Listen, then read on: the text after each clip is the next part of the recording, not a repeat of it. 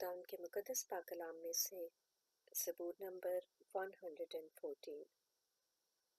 जब इसराइल मिस्र से निकल आया, यानी याकूब का घराना अजनबी ज़बान वाली कौम में से, तो यहूदा उसका मक़दस और इसराइल उसकी ममलिकत ठहरा।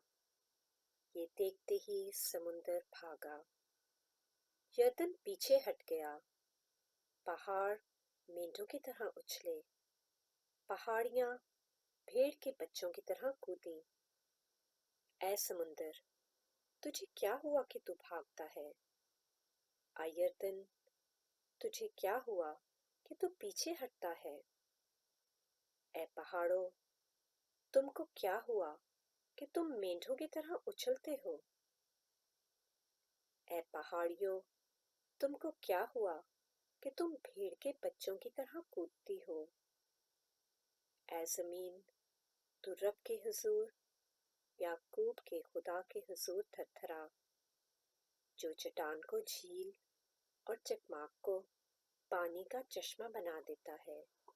पाक कलाम के पढ़े और सुने जाने पर खुदा उनकी बरकत हो। आमीन।